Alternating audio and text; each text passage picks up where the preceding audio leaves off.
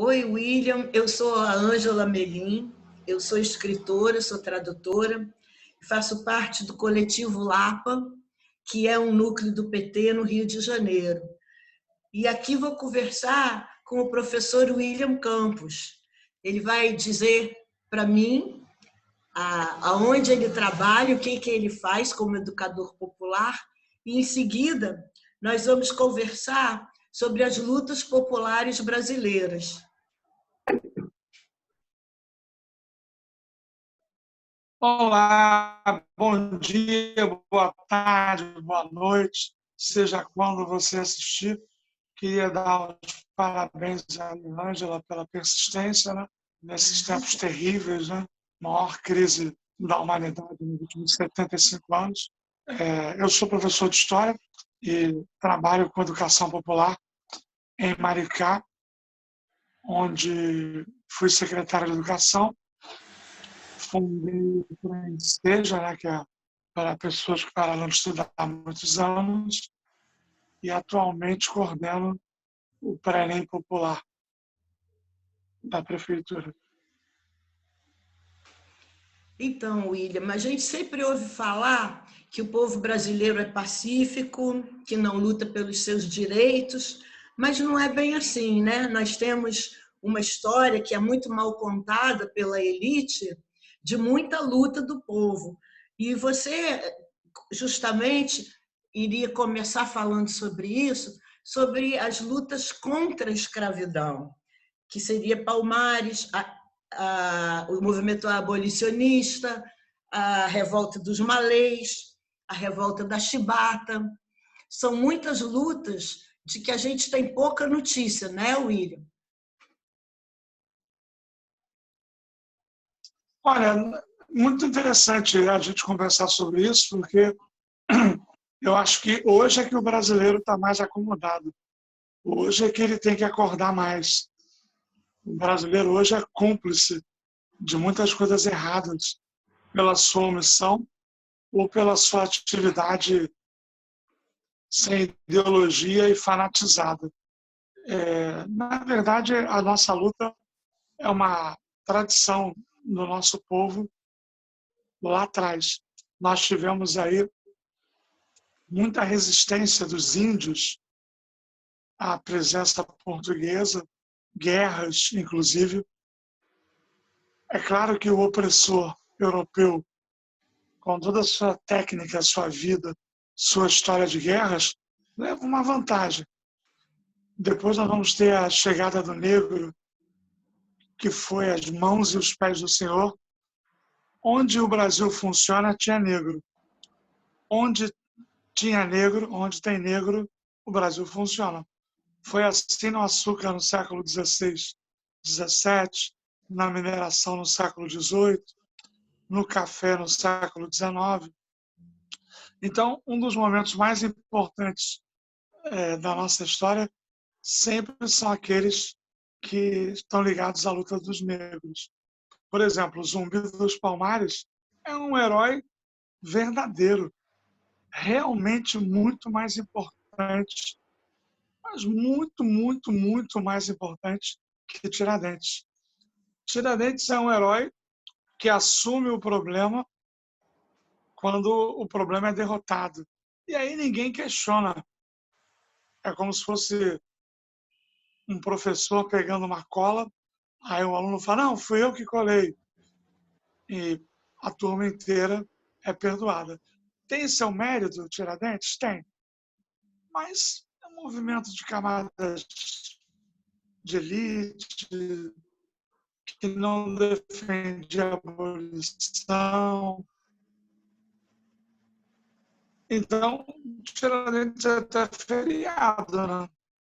Mas o Zumbi é muito mais importante. Zumbi é a cara do Brasil, do nosso Brasil. Alguém que nasce livre, que é capturado, criado por religiosos, foge para Palmares no século XVII. A história de Zumbi é uma história política muito importante, porque Zumbi ele nasce mais ou menos já no 600 54, ele tem um peso, né? Porque em 1630 a Holanda invade o Brasil, lá em Pernambuco. E aí, como a Holanda invade pelo litoral, pelo mar, pela praia, os negros fogem para o interior e formam cada vez mais seus quilombos. O que é um quilombo? O quilombo é um conjunto de mocambos. O quilombo é um conjunto de mocambos. Uma cidade não é feita de bairros. Vários bairros compõem uma cidade. Então, o quilombo é um conjunto de mocambos. Não existe só Palmares, existiram vários quilombos em várias regiões do Brasil, inclusive Rio de Janeiro. Palmares é o mais simbólico, é o mais exemplar, digamos assim, o mais populoso. Ele vai ter um peso na história do Brasil. Seu auge é de 1630 até sua queda em 1694. Não é Zumbi que cria Palmares. Isso é um erro famoso. Zumbi nem nasceu ainda em 1630. O grande fundador, a grande liderança de Palmares, no seu início, é Gangazumba. Gangazumba vai montar um quilombo com regras, com estrutura, com quase 30 mil negros foragidos. Numa época em Portugal estava muito mal. Portugal tinha que combater os negros no interior, fugitivos, e combater os holandeses no litoral. Então, muito difícil para Portugal. Então, eu diria que a invasão dos holandeses no litoral nordestino ajudou muito dialeticamente a criação, crescimento e ampliação do Quilombo dos Palmares. O Quilombo, na minha opinião, é um paraíso de liberdade num Brasil desgraçado, num Brasil miserável, tipo esse que nós temos hoje. Esse Brasil desgraçado, miserável, esse Brasil do mal, ele era o Brasil do açúcar, que é uma atividade que tinha alto valor comercial na Europa, foi escolhida porque fixava o homem à terra, se adaptava às nossas condições naturais, e Portugal já sabia fazer. O índio, ele não é melhor nem pior que o negro. Cada um é cada um. Só que como Portugal não achou ouro no Brasil, como o espanhol achou na América Espanhola, Portugal usou o tráfico negreiro para acumular capital primitivo. E vai trazer bantos sudaneses, vai trazer aquelas vidas, aquelas almas negras para cá, para a dor, para o sofrimento. A vinda dos negros para o Brasil equivale ao que os cristãos chamam de ida para o inferno.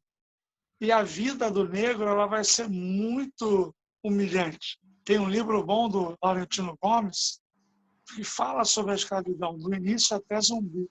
Vale a pena. Mas é uma desgraça. Os negros eram as mãos e os pés do Senhor. Os negros eram a face do Brasil que funciona. O melhor do Brasil era o negro. E talvez ainda seja. Esse Brasil português desgraçado, violentado, estuprado, ele vai ter reações. Muitas vezes massacradas, muitas vezes esquecidas, muitas vezes não conhecidas. Mas Palmares é uma utopia, é um paraíso no meio do inferno, é um oásis no meio do deserto, é um sonho de liberdade, de autogestão no meio daquela merda que era o Brasil colonial, aquela desgraça das capitanias hereditárias, do governo geral e da Câmara dos Homens Bons. Então, Palmares é um sonho que era real, com quase 30 mil negros, policultura, classe dominante, classe dominada, organização militar. Então, eu queria muito que vocês levassem em consideração o que é uma cidade negra. Não tem aquele conjunto de música popular, cidade negra, o Quilombo é uma cidade negra. E Zumbi vai entrar com calma na nossa aula, porque de 1630 até 1654, quando Zumbi nasceu, muitas vitórias os negros tiveram. Só que, no ano de 1654, os holandeses foram expulsos do Brasil. A gente não sabe o que é pior, se é o português ou se é o holandês. Tudo é ruim, mas qual é o pior realmente é difícil. E quando o holandês foi expulso, o que acontece quando o holandês é expulso? O português ele vai ter um pouco mais de tranquilidade para focar na perseguição aos quilombos, nos negros foragidos, retomar a atividade açucareira em crise e em decadência por causa da concorrência holandesa nas Antilhas. Os portugueses, eles, depois de muitas idas e vindas, eles vão propor um acordo para os negros. Em 1674, Portugal vai propor um acordo aos negros de Palmares, que era um acordo simples. Os negros que estivessem em Palmares seriam livres, para sempre, legalmente. E os negros que estivessem fora continuariam escravos. Então, quem fugiu, fugiu.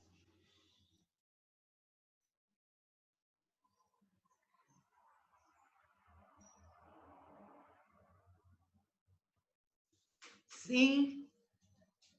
Quer fazer um intervalo?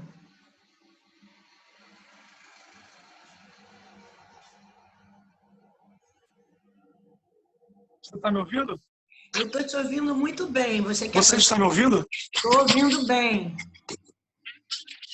Ok. Então, Portugal propôs um acordo. E esse acordo era simples. Quem está em Palmares ganhava a alforria, liberdade. Quem não está, negro, continuava escravo. Depois de muitas lutas, muitas batalhas, o governo do Palmares, o Quilombo, Gangazumba, aceitou o acordo com Portugal. Aceitou. Como se fosse a paz. E isso dividiu os negros. Ao voltar a Palmares, achando que tinha feito um grande acordo, Gangazumba foi questionado. E um desses questionadores foi Zumbi, o jovem Zumbi. Um jovem Zumbi, com 20 anos de idade, 24 em 1678, o jovem Zumbi questionou esse acordo, que era uma armadilha, o que garantia a confiança em Portugal, como abandonar os negros que não estavam em Palmares. Então Zumbi derrota Gangazumba, mata Gangazumba, toma o poder e rejeita o acordo com Portugal. Rejeita o acordo com Portugal. Ou seja, vai haver uma revolução dentro do Homem de Palmares. Gangazumba perde o controle do poder e Zumbi rasga o acordo com Portugal. Zumbi abre mão da sua liberdade, que estava garantida pelo acordo com Portugal. Zumbi abre mão da sua liberdade para defender a liberdade de todos os negros, para sonhar com o Brasil sem escravidão. E depois disso, muitas batalhas vão acontecer, Zumbi vai vencer várias vezes. Achavam que Zumbi era um deus imortal. Ele montou um cerco real dos macacos, uma muralha de 3 negros de altura, 5,40 m, e Portugal não conseguia passar. Só que tem gente ruim para tudo. E Portugal se aliou aos bandeirantes, a Domingos Jorge Velho. Esse bandeirante chamado Domingos Jorge Velho, esse bandeirante simplesmente vai contratar o maior número de mercenários bandidos, trastes, cafajestes da época, e através de uma bandeira chamada sertanismo de contrato, vai destruir Palmares, depois de muita luta. em 1694, 95. Zumbi consegue fugir com 200, 300 soldados. Mas um negro ligado a Zumbi, chamado Soares, vai ser capturado e espancado, muito espancado. Soares vai entregar onde estava Zumbi. Zumbi vai ser preso, morto, esquartejado e vai ter sua cabeça colocada em cima de uma lança na praça principal de Recife. Tipo assim, tá vendo o que fizemos com o seu líder? Tá vendo que Zumbi não é Deus? Então a morte de Zumbi, infelizmente, foi um marco para os escravistas. E uma tristeza para nós abolicionistas. A abolição é só no século XIX, mas o grande momento foi o século XVII. Valeu, Zumbi, Dandara. Muitos dizem, inimigos, que Zumbi era um ditador, que Zumbi matava negros. A verdade é que haviam regras em Palmares. E traidores eram punidos com pena de morte. Ladrões eram punidos com pena de morte. Aqueles que traíam também no relacionamento pessoal, material, eram punidos com pena de morte. Palmares era muito mais do que os 300 de Esparta. Palmares era a nossa Esparta, para quem conhece a história da antiguidade. Muito mais que 300, eram 30 mil. Então, tinham regras no quilombo. E o descumprimento das regras levava à pena de morte. Então, essa é a primeira parte aí da nossa conversa sobre Zumbi. Tudo bem, minha amiga? Alguma Muito pergunta? bom. Além da parte da informação, vem uma emoção, é uma aula emocionante. Amém.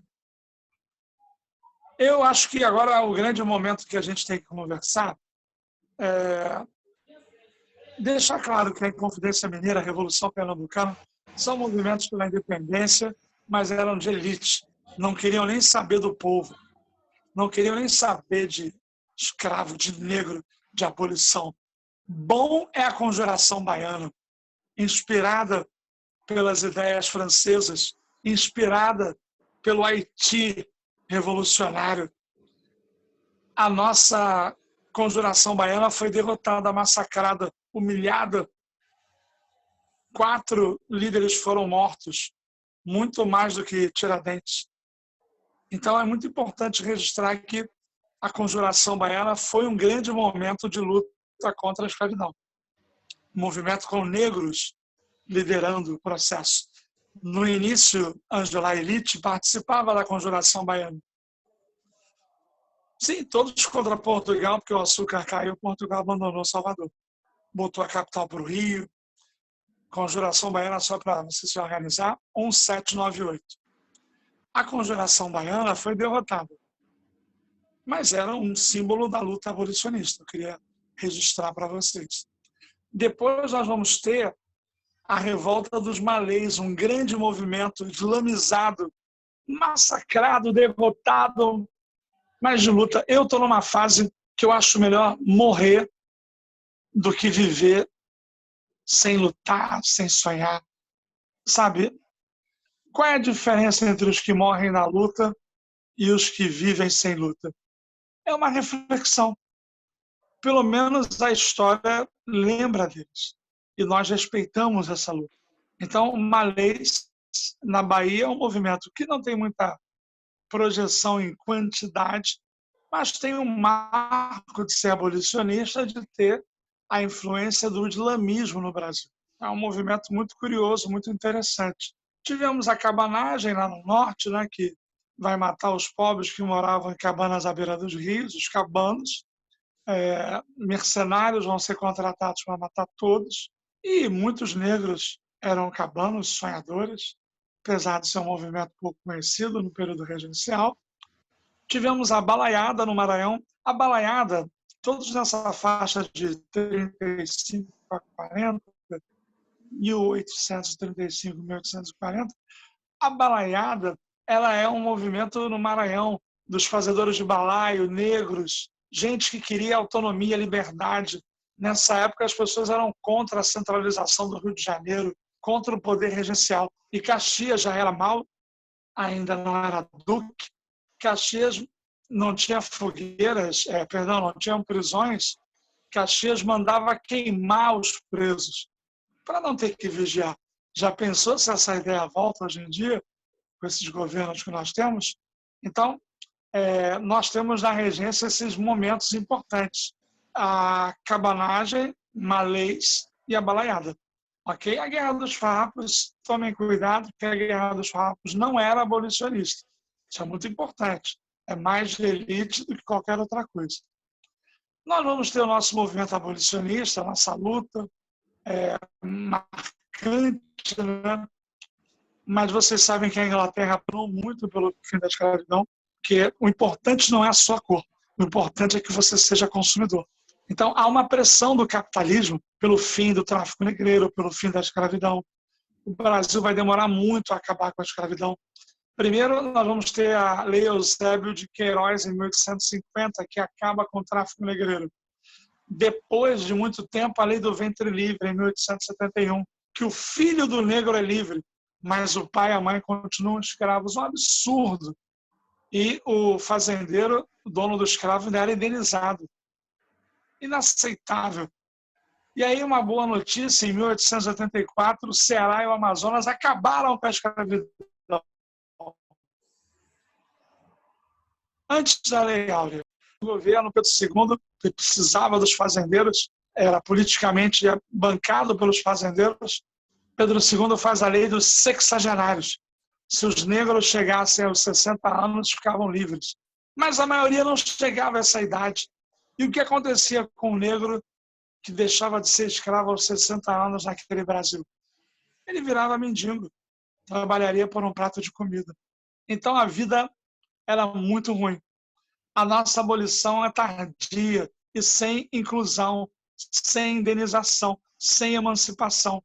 Acabou a escravidão no dia 13 de maio, mas continuou a diferença social, a desigualdade, o preconceito, a condenação aos trabalhos manuais. Então, é claro que é importante acabar com a escravidão, mas o resto ficou faltando.